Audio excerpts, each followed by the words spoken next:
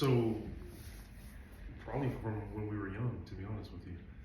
It started, I mean, when we were young, we were the type to always, things that we found fun were putting boxes together, making homes. You know what I'm saying? Like little cardboard homes in the backyard. But then we loved going to model homes, something like that, just to see how they were designed. Did your parents influence you in that way, or was it something the two of you I found think, interesting? well, our parents did, like, when we go to model homes, they would also, I think, maybe comment on Okay.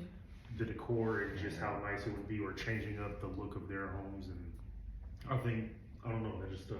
Yeah. What do you say? I think it was cheap, pretty easy to do, and I think to they take knew you guys out to model take home us to model shopping. homes. And I think they knew Keep it would entertainment. be inspiring for us to see things like, this is what is possible, this is what people can think of. There were, because we already got started, we had some workflows, it was challenging to go back and do things another way. Mm-hmm. When we were like, oh, we already developed this way that works well for us. But we saw we saw why changing our systems would be beneficial to us. And very advantageous to just start all over, lay out a brand new system, because everything that we learned, that Lori taught us, the fundamentals, was it was great. It made sense. It was like, this is a much more proficient way in order to do things.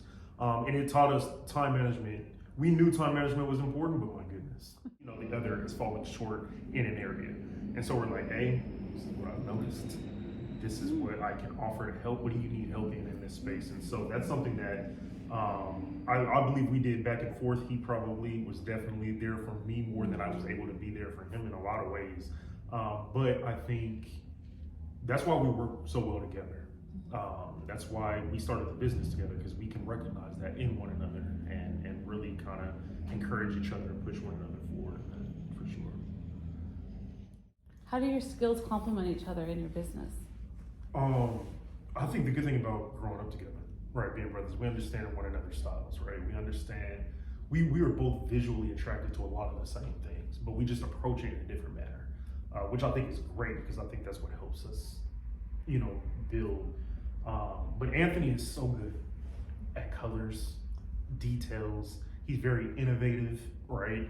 And I think a lot of where I'm trying to blend indoor spaces and stuff like that, we're able to come together with Anthony's eye and just be like, this is what will set this apart from something else. And I think the combination of those things. I think our ideas inspire more creativity.